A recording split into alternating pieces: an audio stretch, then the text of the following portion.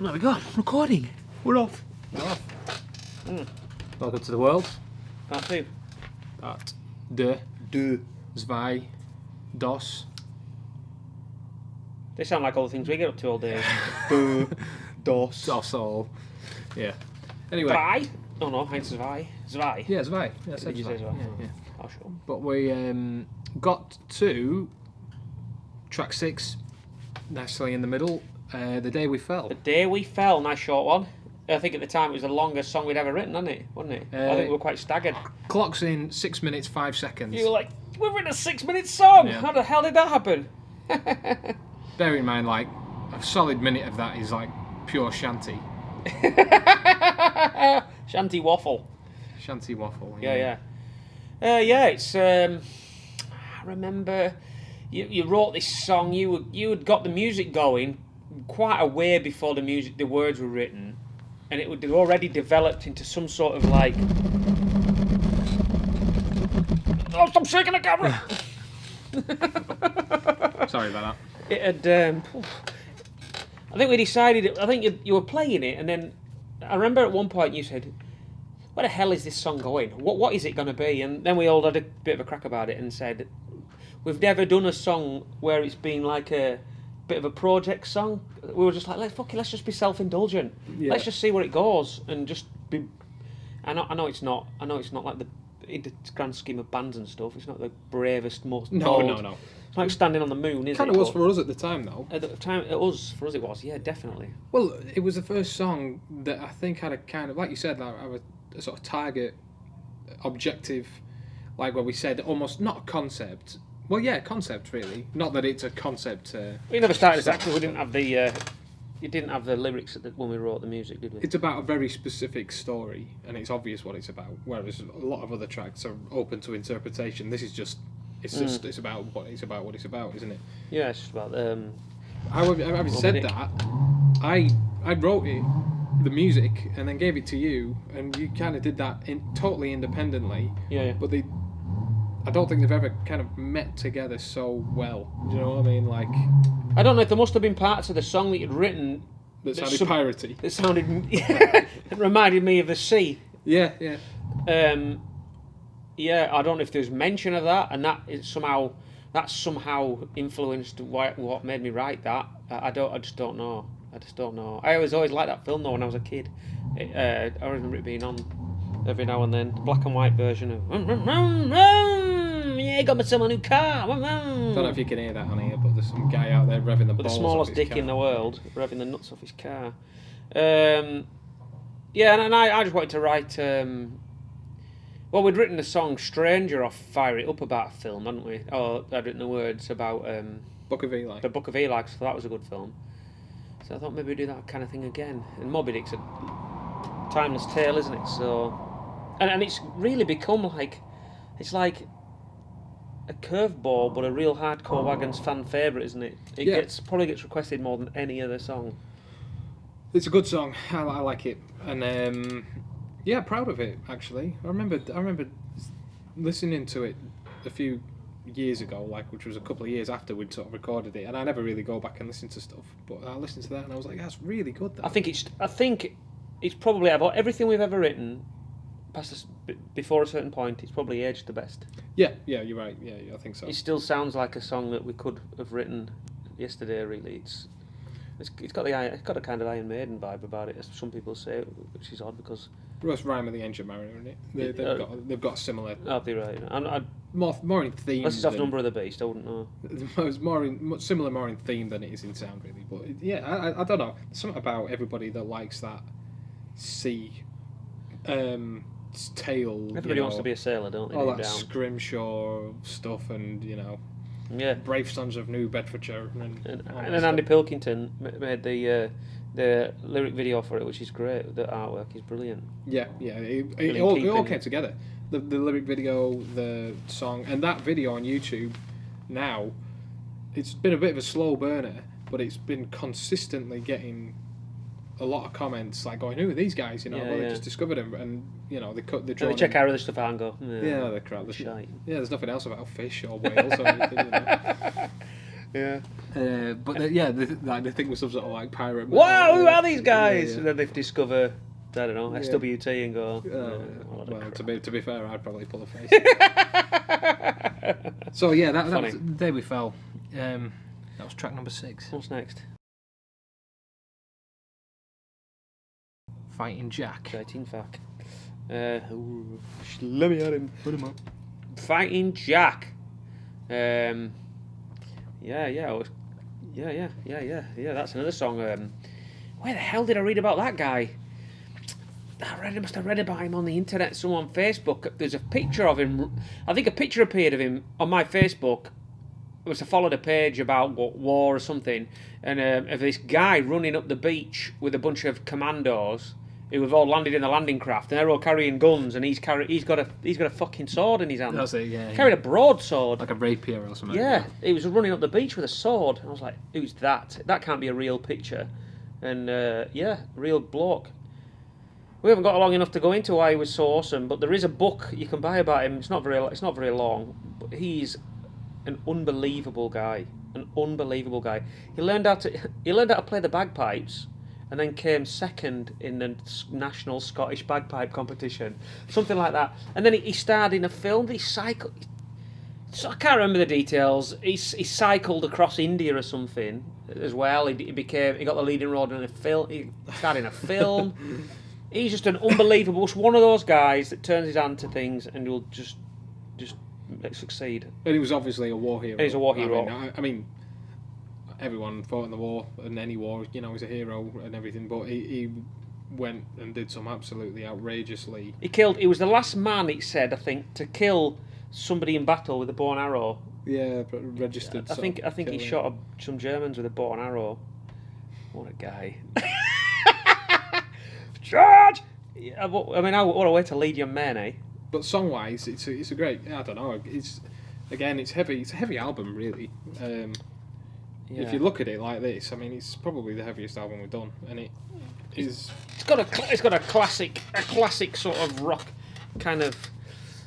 Yeah, I don't know. Yeah, it has. It's Fighting Jack. I used to like playing it live. I love the intro. Yeah, it gets wheeled out every now and again, but it's got little elements of Still of the Night, White Snake, hasn't it? That first one right, yeah. Gets that, yeah. Yeah. But it just all came together. I don't really remember writing it.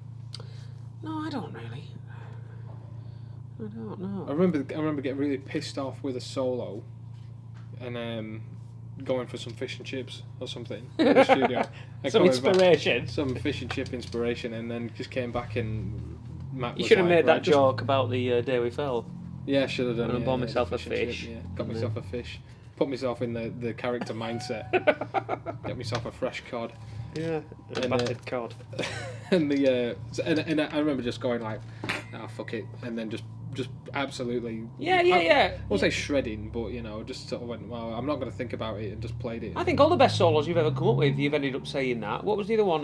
Northern Boy. You said I couldn't think of a solo. One, yeah. So he said, I said, what solo did you put down for Northern Boy? He said, I just played any old shite. I don't even know how it came out. And then that was the one in reviews that said, the solo on Northern Boy is the best solo on the album. It said all this, and it got attention. Sometimes the way to do it, isn't it? I think all I'd done was just. Generally, you put like a placeholder solo down during the guides, and I think I might have done one and just left it like that, and then just copied that and recorded it a bit better. But sometimes, don't overthink it. Yeah, don't overanalyze it. Yeah, Fighting Jack. Yeah. JODIE. Well, you were. This is my one and only. My one and only. Lyric writing credit, and even then it was like 90% of it. Baz, obviously, I gave Baz the lyrics. I was like, if you can do anything with that, giving you awful changing a few things. That was all really. Yeah, well that's it. I mean, you get just to make it more my style. That was all. Exactly. Yeah, make it a slightly less poncy because I've written some words. What's it about? Love. It's about a woman. Yeah. You fell into the first trap there. It's not about a woman, I swear, Baz. What's it called? JODIE. It's about a dog. Yeah. I won't tell you why it's called JODIE. I don't think I can. I don't think you ever told me why it's called JODIE. It's just a random woman's name. Is it? But it's yeah. You don't have to tell us if you don't want. I don't. Well, it's nothing really. It's just a. There's a porn star called JODIE. Is there? Apparently, yeah. Apparently. Fucking apparently. Apparently, these women that have sex and get recorded. Apparently, I've never heard anything so silly in my life. But yeah, it's nothing in particular. Literally, just needed a name. So like, Where can I? that'll do. That'll do. JODIE. Yeah. For one reason or another, the name's stuck in my head, and gonna have to fucking edit that. And she. Hilarious. And then it's completely made up. There's no story. There's no inspiration. It's just a sequence of words that. Some great lines in it. Matt said his favourite line from the album was on that. It's that just song. What was the going for? What's the line? Moving on, going nowhere. Moving on, going nowhere. That's a great line. It's kind of like just the UFO type. He does have a UFO film log style of writing words. You know what I mean? I often feel that some of these songs off these earlier albums, like obviously we're lucky enough now to get played on like that, 'cause of Planet Rock, and it's really brilliant. And some of these, I think there's some blinders off these old albums that would have, and I think that's one of them. John Lambert always said that's his favourite Wagons track. But again, it's too long. 5 minutes, 14 seconds. Oh, just chop it down, innit? Chop the intro out, chop the solo out. I think at this point we would, well, as we mentioned when we were going through the songs in the first half, Welcome to the World, Tokyo. They're all long on there, aren't they? 4.5, 5, 6. It's a bit. It's kind of a bitter thing, and I think we were just past the point of giving a shit about song lengths and stuff. We were just like, let's just write songs, and who cares if that bit is maybe too long or whatever. Let's just crack on. It's like, innit? It's like you start writing songs because you want to tailor them to get played on the radio, and then it goes nowhere. So you just say, fuck it, write what you want. That ends up being your best album. Then you get some success, and then you go back to tailoring fucking songs to have played on the radio again. Yeah, exactly. But anyway, so that JODIE was a result really. I didn't have particularly high hopes for it when it came out. It just sort of came out well. AEROPLANE. Yeah. I'm a sock with camel. What was that? AEROPLANE. Yeah, 3 minutes 6. The shortest one on the album. AEROPLANE. Yeah. Big sing along song, isn't it? This has stayed in the set, in and out, in it really. Very quickly written. I remember. And we played it. Went down well on the Ginger tour, didn't it? I think Ginger liked this. Because this is the album Ginger got to listen to before he went on tour with him. And he mentioned that song, didn't he? He did. He said he really liked that. And somebody said, which was great, we were playing somewhere. It might have been on a Wild Arts gig at the Ritz. He was stood and he listened to him singing it. He was singing the words, which is nice. Was he? Yeah, he was. Yeah, singing the song. But yeah, the words are about. We would be played in Ibiza a few times, and there was 2 or 3 days we just spent just on the lash, just like non-stop. I think for like 2 days, day and a night, and a day and a night, and it was just horrendous, wasn't it? I don't know if you remember much of that.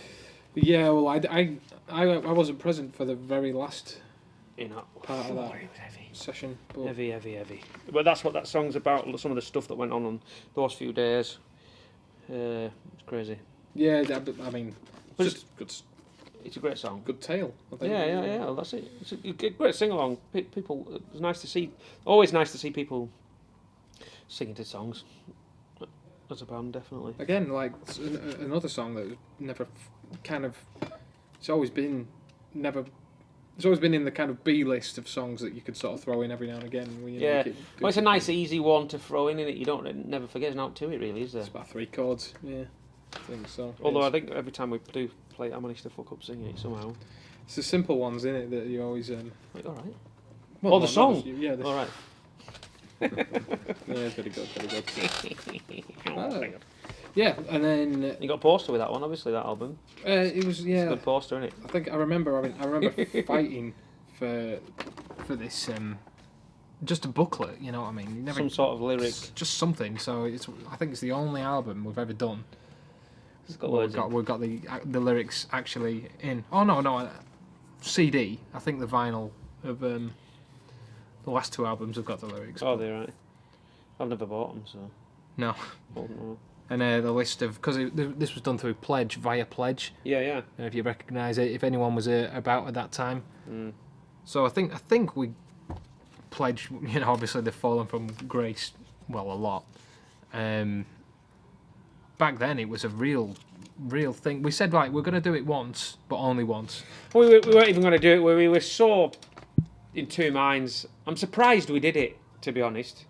Surprised we brought ourselves to doing it. It's probably, I don't know. Yeah, we were like, well, we should just work harder and save the money, don't we? I don't want to ask people for. I think our manager at the time, Nick, probably pushed us into it a bit, which I'm glad he did because it worked out brilliant. The only ball ache was sitting around Roy's house, wasn't it, and posting out 1,000, doing all your own postage. Yeah, that was and getting the printing off all the.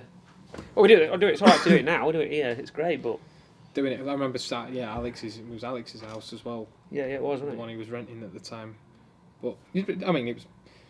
He just started going out with Emma, I think, at that time. Actually, poor Emma. I know. Yeah. Emma, come round and help us package these CDs. She might have been pregnant as well.